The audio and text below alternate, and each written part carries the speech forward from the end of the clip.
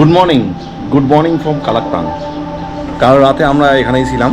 কালকে আমাদের যাওয়ার কথা ছিল শেরগাঁও, কিন্তু আমরা শেরগাঁওতে যেতে পারিনি, পৌঁছতে পারিনি।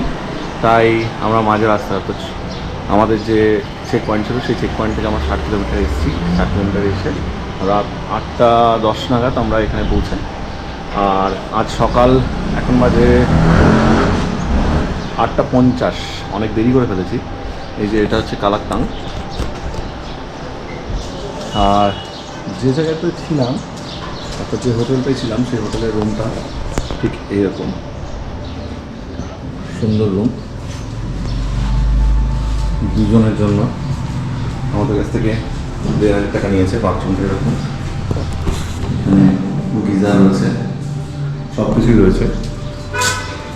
এইদিকে একটা বেড, ওদিকে একটা বেড। আমরা মোটামুটি বেরোনোর সময় হয়ে গেছে আমাদের, আমরা এখান থেকে বেরোবো এখন। তো রাস্তায় দেখা হচ্ছে। এই যে এইটা ছিল আমাদের হোটেল, ভারত গ্যাস ঠিক ওপরে, আর আকাশে এই যে মেঘ, আর আমাদের গাড়িগুলো এখানে রাখা ছিল। এই যে ওইখানটা আমরা ছিলাম। আর এই যে কাল রাতে তো পাহাড়ের ভিউ ঠিক মতো পাইনি আমরা, কারণ অন্ধকারের মধ্যে। আজ বোঝা যাবে। আর ঠান্ডা একটু একটু পড়তে শুরু করে দিয়েছে, ওর জন্য আমরা ভিতরে যে লাইনারটা আছে সেই লাইনারটা আমি চাপিয়ে নিয়েছি, কারণ আজকে যেখানে যাব সেখানে ঠান্ডা ভালোই লাগবে। কাল এই রাস্তা দিয়ে এসেছি রাতের বেলা। আর এখন আমরা যাব হচ্ছে আমাদের বাইকের ফুয়েল আপ করতে। ফুয়েল আপ করবার পরে তারপর আমাদের বাকি কাজ। তারপর আমরা বেরোবো হচ্ছে, প্রথমে যাব শেরগাঁও থেকে যাবো মান্ডালা টপে। তারপর ওখান থেকে পরের দিন আমরা মান্ডালা টপ থেকে আজকেই আমরা চলে যাব রামা ক্যাম্পে। অনেকটাই দেরি হয়ে গেল বেরোতে বেরোতে। এই লাগেজ প্যাক করতে এটা হচ্ছে বিশাল ঝামেলা। এই যে এটা হচ্ছে আমাদের নিচের দিকে যেতে হবে। আমরা একটু পরে কালাকটাং ভিলেজ আমরা যাব হচ্ছে পেট্রোল পাম্পে গিয়ে ফুয়েল আপ করে তারপরে বাকি কাজ হবে। কালাকটাংয়ের এটাই হচ্ছে প্রথম পেট্রোল পাম্প। কাল রাতে কিন্তু আমাদের পেট্রোল ছিল না, একদমই কম ছিল। এবং আমাদের যে অরুণাচলের যে প্রথম চেক পয়েন্ট ছিল, সেই চেক পয়েন্টে ক্রস করবার পরে আমাদের কিন্তু 60 কিলোমিটার এসছে এখানে প্রথম এই পেট্রোল পাম্পটা পেয়েছি। কাল রাতে বন্ধ হয়ে গেছিলো, সন্ধ্যে 7টার মধ্যে এটা বন্ধ হয়ে যায়। 943 কিলোমিটার এখনো পর্যন্ত চালিয়েছি, অর্থাৎ কাল পর্যন্ত। আর এই যে এটা হচ্ছে ওয়েলকাম টু কালাকটাং। এই কালাকটাং ভিলেজেই আমরা ছিলাম। Okay, welcome to Rahi from Bengal. আর আমরা রয়েছি আমাদের স্টেট থেকে একটু দূরে, আর এই রকম একটা সুন্দর জায়গা দিয়ে যাচ্ছি। প্রচুর ফার্মিং হয়েছে।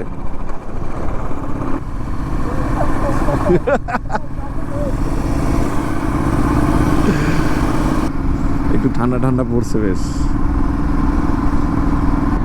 বাই দ্য ওয়ে, যারা অরুণাচল আসতে চাইছে তাদের জন্য একটা সুন্দর টিপস, সেটা হচ্ছে যে চলে আসো, ওয়ান্ডারফুল প্লেস। এখনও তো আমরা তাওয়াং পৌঁছাইনি বা ওই সমস্ত জায়গাগুলো যাইনি, কিন্তু যতটা এসেছি ততটা কিন্তু খুবই সুন্দর। ঘড়িতে বাজে 9:37, আর আমার ট্রিপ মিটার বলছে যে আমরা বাড়ি থেকে অর্থাৎ বহরমপুর থেকে এসেছি 952 কিলোমিটার। 25 কিলোমিটার গেলে শেরগাঁও, আর সেই শেরগাঁওতে যেতে সময় লাগবে আমাদের 46 মিনিটস।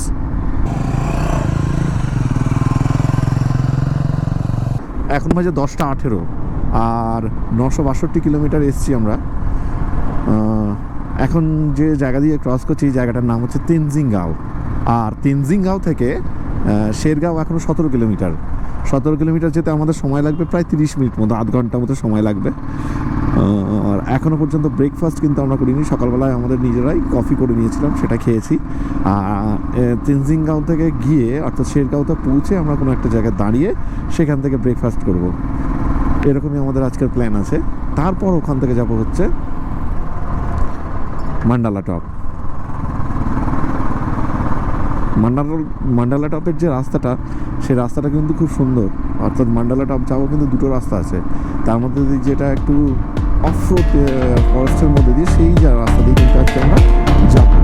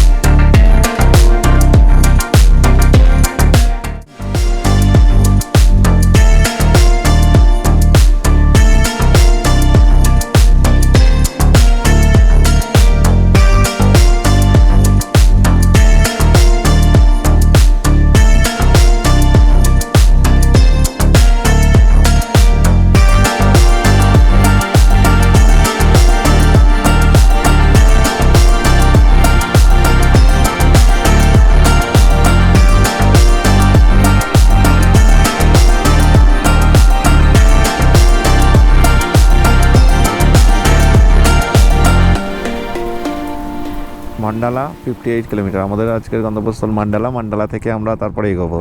তাওয়াং হচ্ছে 222 কিলোমিটার, রূপা 24 কিলোমিটার। তো যাওয়া যায়। শেরগাঁও কিন্তু একটা সুন্দর ভ্যালি, এবং আমরা শেরগাঁওতে কিন্তু পৌঁছে গেলাম। পাশ দিয়ে একটা ছোট্ট নদী যায়। কাল রাতে এই পর্যন্ত কিন্তু আমরা আসতে পারতাম না।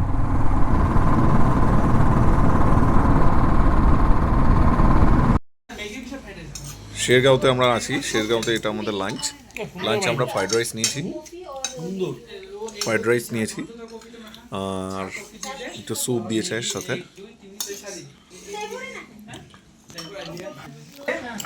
শেরগাঁওতে এসে কি করবো, ব্রেকফাস্ট আমরা করিনি, স্কিপ করেছি আজকেও। ঠিক করলাম আজকে লাঞ্চটা এখানে করে নেবো। এখানে এখনো লাঞ্চের সমস্ত কিছু রেডি হয়নি, শুধু ফ্রাইড রাইসটা পেলাম আমরা। আর এর সঙ্গে গ্রেভি সেরকম কিছু নেই, স্যুপ দিয়েছে আর ডিম ভাজা বলা হয়েছিল, দেখি আন্ডা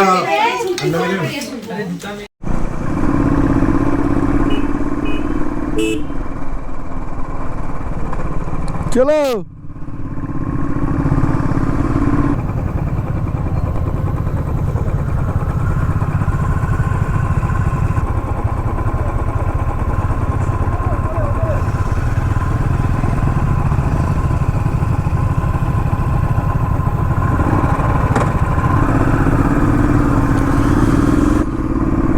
শেরগাঁও থেকে এবার আমরা চলে যাব আমাদের নেক্সট গন্তব্যস্থল মান্ডালা টপ। ইয়েস, এবং যাচ্ছি আমরা একটা ভিতরের জঙ্গলের রাস্তা দিয়ে। রাস্তার ভাইবসটা এরকম।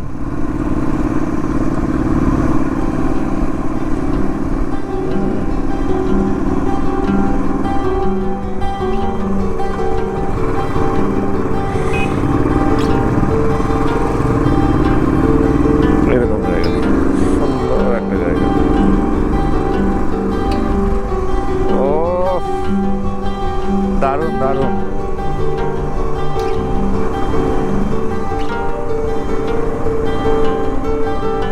আসতে চালাস, এখান থেকে উপর থেকে গাড়ি নামলে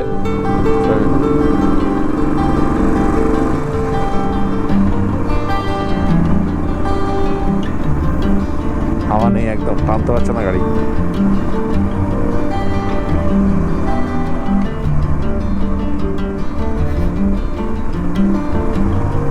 টানতেই পারছে না গাড়ি।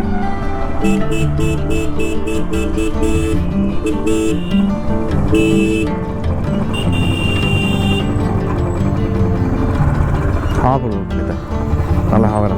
হ্যাঁ,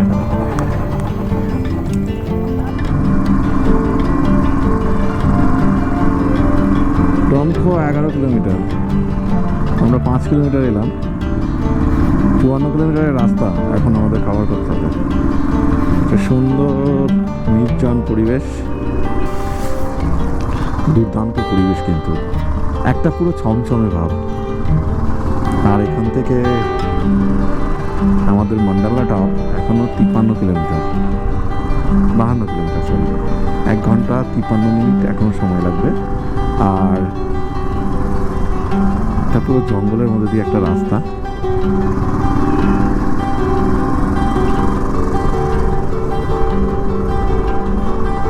কখনো উঠছি কখনো নামছি, রাস্তাটা কিন্তু খুব সরু, যেহেতু এটা মেন রোড নয়। মেন রোডটা আমরা যাইনি, আমরা এসেছি একটু আপডেট দিয়ে।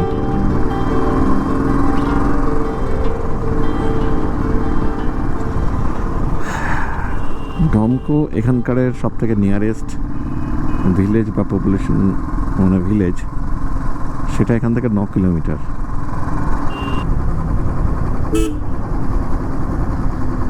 একদম পুরো জিগজ্যাগ রোড। বুঝতে পারছি যে আমরা একটা জায়গা থেকে নামছি। একই রকম টার্ন।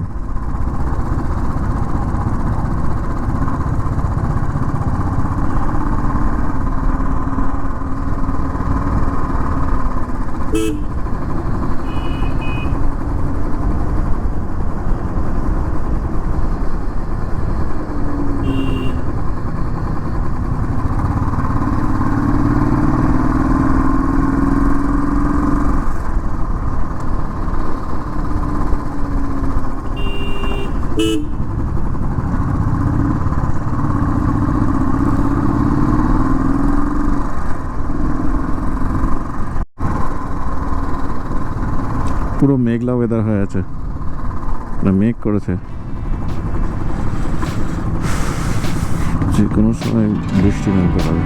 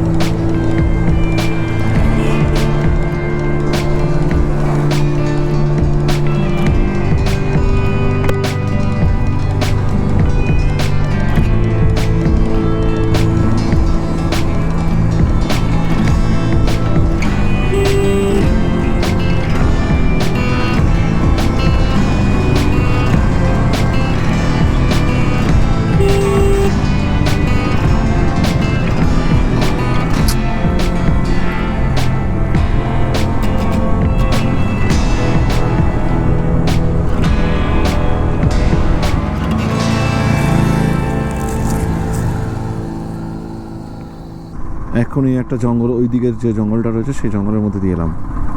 রাস্তাটা কিন্তু খুব সুন্দর ছিল, জঙ্গলের ভিতর দিয়ে রাস্তাটা, দারুণ লাগছে জায়গাটা। এদিকে নিচে একটা ভ্যালি,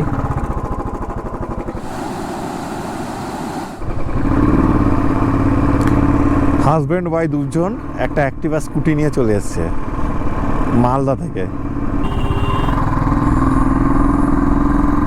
হাতে প্রচুর ঠান্ডায় পুরো জমে গিয়েছে। গাড়ি বেশি টানতেই পারছে না, কেন জানি না, পিক আপ পাচ্ছে না।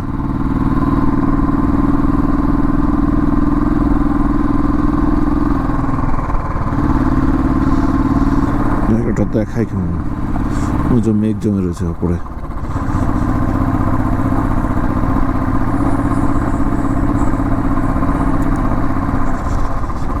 ওরে বাবা, হাত ফাত জমে যাচ্ছে এবার,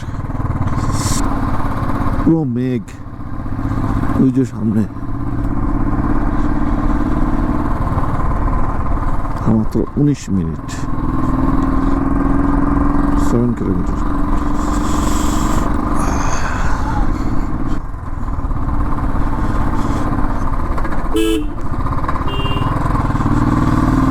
ওরে বাবা, কি অবস্থা!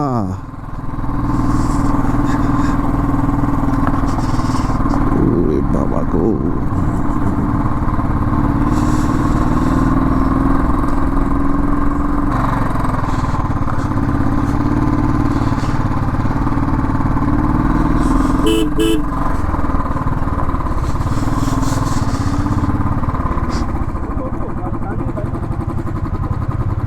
বাইকে ঠিক মতো পাওয়ার পাচ্ছে না, আমার বাইকে পাওয়ার পাচ্ছে না। তাই না? আমার গাড়ির আইডিয়াল হিট হচ্ছে 28 থেকে 30। বাইকের টেম্পারেচার কমাতে নেমে যাচ্ছে। 23-এ শুরু করলাম, 18 হয়ে গেছে। বিশাল ঠান্ডার। আমি রেল লাইনে গিয়ে সার্মালওয়ার পরে আমাকে পড়তে হবে, পাওয়ারই নিতে পারছি না। আমারও তাই, টেম্পারেচার নেমে যাচ্ছি তো। আমার তাই, তোর? আমার কোনো সমস্যা নেই। আমার পাওয়ার ল্যাক হচ্ছে।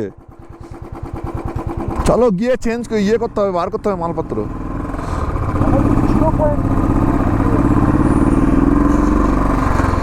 খুবই বাজে ওয়েদার, মানে এখানে পুরো মেঘ জমে রয়েছে, মেঘ চলে এসছে, কিছু দেখা যাচ্ছে না।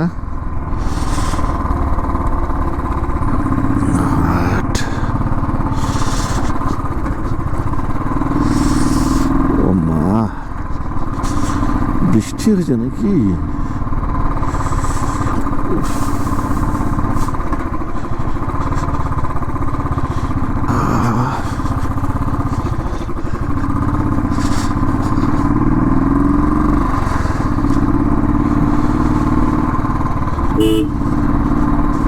মন্ডলা এখনো 5 কিলোমিটার। মন্ডলাতে এত ঠান্ডা ভাবা যাচ্ছে না। মেঘের মধ্যে দিয়ে রাস্তা,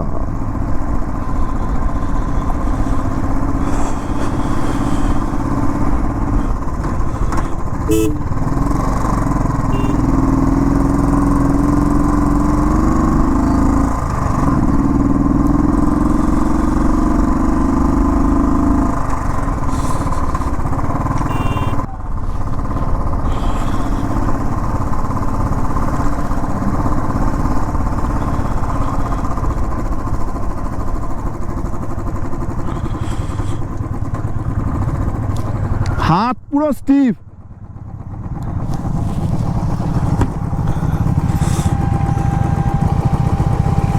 হাত স্টিফ হয়ে গেছে।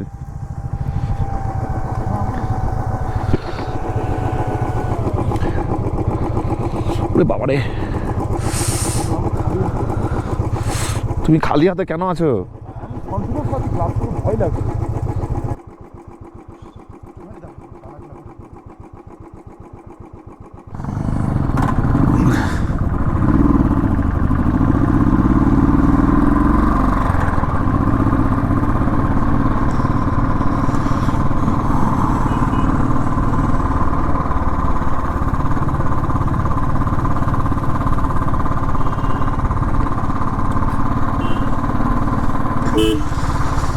ঘন কুয়াশা, একদম কুয়াশা তো না, মেঘ অ্যাকচুয়ালি। রাস্তাটা পুরো ভিজে, দেখে বোঝা যাচ্ছে যে এখানে বরাবরই এরকম ওয়েদার থাকে। যাক, আমার আঙুলটা স্টিফ হয়ে গেছিলো ইঞ্জিনের হিটে, তো একটু ঠিক আছে এখন। ইঞ্জিনের হিট দিয়েছি, তাতেই ঠিক আছে। পিছল স্কিড করছে গাড়ির চাকা, হালকা হালকা গাড়ির চাকা স্কিড করছে। আর এই যে এখানকার ওয়েদারটা ঠিক এরকম, পুরো স্যাঁতস্যাঁতে ভিজে একটা রেন ফরেস্টের মতো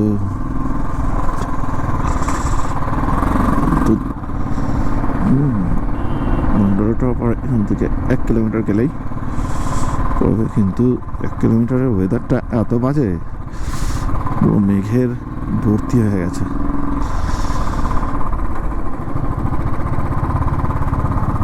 বৃষ্টি হয়েছে মনে হচ্ছে ভালোই।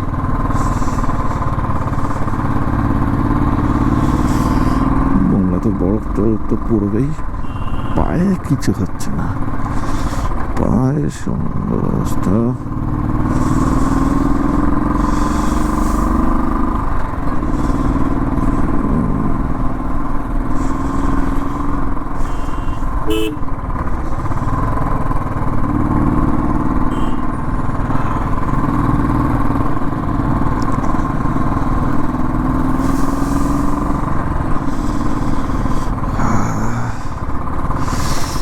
হাতটা যন্ত্রণা করছে।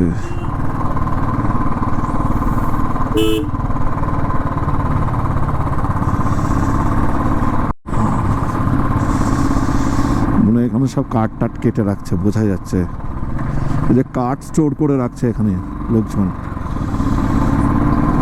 মানে ঠান্ডা পড়বে, সেই ঠান্ডাতে সব স্টোর করা হয়েছে। তার মানে এখানে টেম্পারেচার অনেক কম।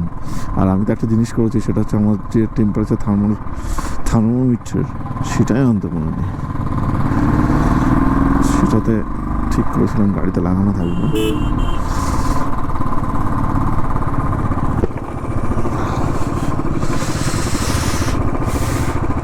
এই তো আমরা পৌঁছে গেছি মান্ডেলা টপে।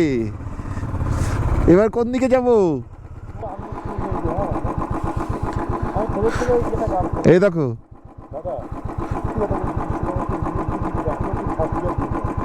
ফার্স্ট গিয়ার দাওনি, ফার্স্ট গিয়ার দাওনি।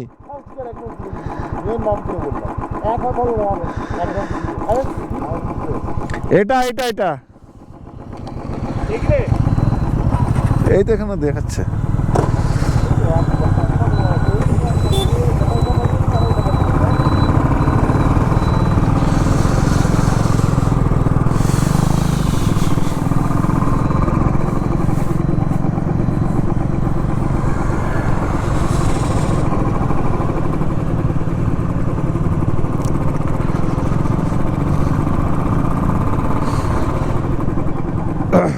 मंडला टॉप का जो स्तूपा है ना, वो किधर है? हाँ लेफ्ट तरफ। ठीक है।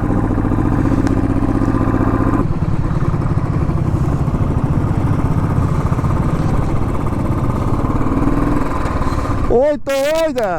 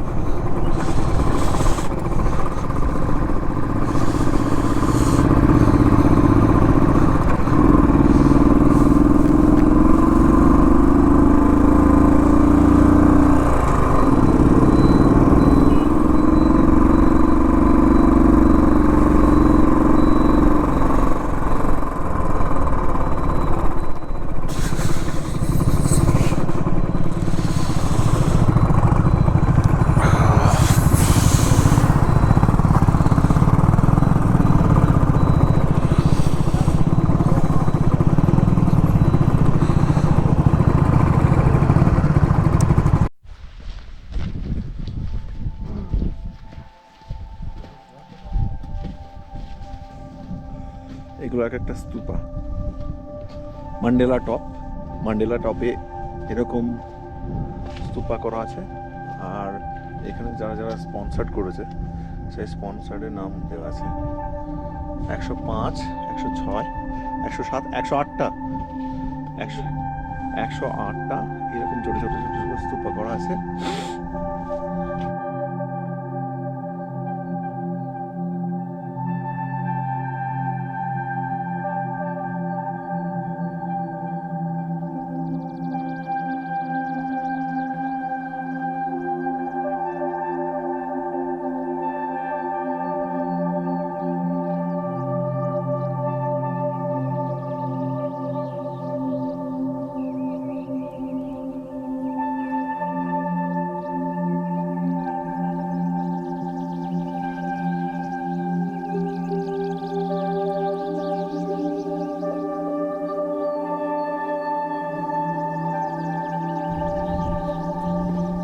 আর একটা জিনিস সেটা হচ্ছে যে এখানের যে গাছগুলো সেই গাছগুলোর মাথা কিন্তু নেই। হ্যাঁ, গাছগুলো কিন্তু শুকিয়ে গেছে। মান্ডেলা টপে এত সুন্দর একটা জায়গা যেখানে এরকম সুন্দর ছোট ছোট ছোট ছোট স্তূপা দিয়ে তৈরি করা রয়েছে। একটু আগেই এটা পুরো অন্ধকারে মানে মেঘে পুরো ভর্তি ছিল, পুরো অন্ধকার ছিল, আমরা কিছুই দেখতে পাচ্ছিলাম না। কিন্তু আস্তে আস্তে আস্তে আস্তে আস্তে এটা পরিষ্কার হলো, আর পরিষ্কার হয়ে একটা সুন্দর ওয়েদার চলে এসছে। চারিদিক দিয়ে নীল আকাশ চলে এসছে। আর একটু আগে আমরা এলাম ওই রাস্তাটা দিয়ে। ওই রাস্তাটা এতটাই বাজে ছিল, ওইখানে দেখা যাচ্ছে মেঘের মধ্যে পুরো ভর্তি ছিল, হাত টাত পুরো জমে গেছিল, এতটাই জমে গেছিল যে মানে সাইলেন্সার পাইপে হাত দিয়ে তারপরে আমরা এদিকে এলাম। ওই রাস্তাটার ওই দিক থেকে আমরা ভিতর থেকে এসেছি।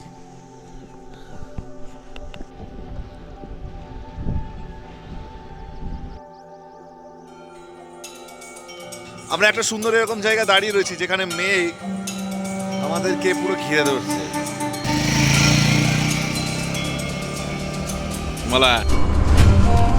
মান্ডেলা তাপ থেকে এখন আমরা যাচ্ছি দিরাংয়ের দিকে, দিরাং হয়ে রামাকাল। গাছগুলোর মাথা মানে গাছগুলো সব নষ্ট হয়ে গেছে যত সম্ভব। ওগুলো আমরা দেখেছিলাম